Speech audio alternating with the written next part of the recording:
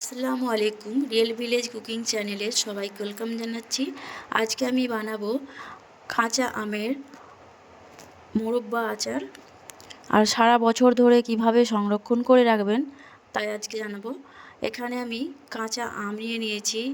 আমগুলো আমাদের গাছ থেকে পাড়া টাটকা আম নিয়েছি। এখানে 1 কেজি পরিমাণে আম আছে, ভালো করে ধুয়ে পরিষ্কার করে নিয়েছি। তাহলে এই আম দিয়ে আমি আজকে আপনাদের কাছে আচার বানিয়ে দেখাবো। চলুন তাহলে শুরু করি। প্রথমে আমের ছালগুলোকে এইভাবে কেটে বাদ দিয়ে দিতে হবে। আমের ছালগুলো বাদ দিয়ে দিতে হবে।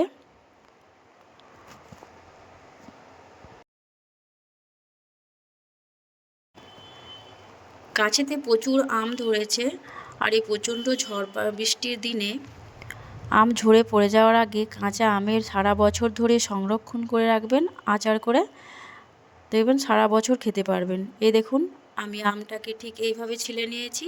এবার আমি কেটে নেব মাঝ বরাবর। আমের ভিতরে যে বীজ আছে ওটাকে আমি ফেলে দেবো। এই দেখুন, বীজটা আমি ফেলে দিচ্ছি। আর মাঝখান দিয়ে আমি কেটে নেব। মাঝখান দিয়ে কেটে নিতে হবে। এইরকম সাইজের রাখবো আমি। আপনারা আপনাদের পছন্দ অনুযায়ী যে কোনো সাইজের রাখতে পারেন। আমি সব কটা আম কেটে নেব ঠিক এইভাবে করেই। এই দেখুন, আপনারা চেষ্টা করবেন আমগুলো যেন ফাটা না হয়। ফাটা আম হলে খারাপ হওয়ার সম্ভাবনা বেশি থাকে। এই রকম করে কেটে নিয়েছি। আমি সব কটা আমি কেটে নেব, আর ভালো করে ধুয়ে পরিষ্কার করে নিতে হবে। আমগুলোকে ভালোভাবে ধুয়ে নিতে হবে। এর মধ্যে যে কষ আছে ওটা চলে যাবে। ভালো করে ধুয়ে জল ঝরিয়ে নেব। এখানে আমি ধুয়ে নিয়েছি, আর দিয়ে দিচ্ছি সামান্য পরিমাণে হলুদের গুঁড়ো। খুব অল্প পরিমাণে দিতে হবে, আর আমের মধ্যে ভালোভাবে মাখিয়ে নিতে হবে। মাখিয়ে একটা পাত্রের মধ্যে রেখে দেবো 10 মিনিটের মতো। এর মধ্যে থেকে জলটা বেরিয়ে আসবে। দিয়ে দিচ্ছি 2 টেবিল চামচ সরষের তেল। আমি এখানে কড়াই চাপিয়ে দিয়েছি, গ্যাসের ফ্লেমটা মিডিয়ামে রেখেছি। 2 টেবিল চামচ সরষের তেল দিয়েছি, আর 2টো শুকনো লঙ্কা দিয়ে দিলাম। এবার এর মধ্যে 5 ফোড়ন দিয়ে দিচ্ছি 1 টেবিল চামচ। আপনার পরিমাণে বেশি থাকলে সেক্ষেত্রে পরিমাণ বাড়াবেন। এলাচ একটা দিয়ে দিলাম। আপনারা যদি দারুচিনি পছন্দ করেন সেক্ষেত্রে দিতে পারেন। আমি এলাচি দিয়েছি। একটু নাড়াচাড়া করে নিচ্ছি। হালকা করে একটু ভাজা ভাজা হয়ে আসবে, খুব বেশি না। এবার আমি এর মধ্যে আমগুলো দিয়ে দেব। সব কটা আম আমি দিয়ে দিলাম। আমগুলো দিয়ে আমি একটু মাখিয়ে নেব ভালোভাবে। 5 ফোড়নের সঙ্গে ভালোভাবে একটু নাড়াচাড়া করে নিচ্ছি।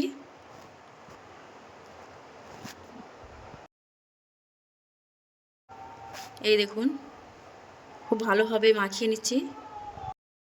পরিমাণে লবণ দিয়ে দিচ্ছি। লবণ দিয়েও আমি আরেকবার নাড়াচাড়া করে দেব। এখানে গ্যাসের ফ্লেমটা মিডিয়ামে আছে। এবার দিয়ে দিচ্ছি আদা, কুচি করে রাখা আদা আর রসুন দিয়ে দিলাম। আপনারা যদি রসুন খেতে পছন্দ না করেন সেক্ষেত্রে স্কিপ করতে পারেন। তেজপাতা দিয়ে দিলাম একটা, দিয়ে আবারও ভালোভাবে মিশিয়ে নেব।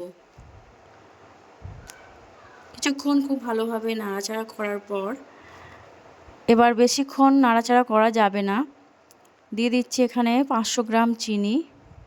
আমি এখানে 1 কেজি আম নিয়েছি, আর এর মধ্যে 500 গ্রাম চিনি দিয়ে দিলাম। আপনাদের সেক্ষেত্রে যদি আম যদি টক হয় চিনিটা বেশি লাগতে পারে। এই আমগুলো খুব বেশি টক ছিল না। চিনিটা দিয়ে আমি একটু মিশিয়ে নিচ্ছি। আম টক হলে চিনির পরিমাণটাও বেশি লাগবে। গ্যাসের ফ্লেমটা মিডিয়ামে রেখে অনবরত নাড়াচাড়া করে যেতে হবে।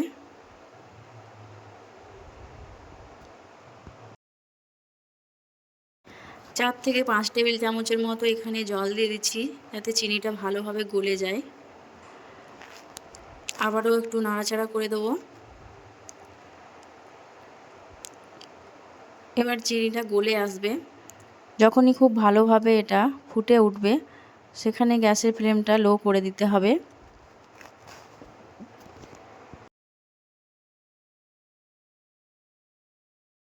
প্রায় গলে এসেছে, দেখুন অনেকটা জল বেরিয়েছে। এখানে গ্যাসের ফ্লেমটা লো করে দিয়ে একটু নাড়াচাড়া করে দিচ্ছি আর ঢাকা দিয়ে দিচ্ছি 5 থেকে 7 মিনিটের মতো। 5 থেকে 7 মিনিট পর ঢাকাটা আমি খুলে নেব। এই দেখুন অনেকটাই কালারটা চেঞ্জ হয়ে এসেছে। এইভাবে করে একবার করে ঢাকা দিয়ে রাখতে হবে আর একবার করে খুলে দিতে হবে আর নাড়াচাড়া করতে হবে হালকাভাবে, খুব বেশি নাড়াচাড়া করা যাবে না।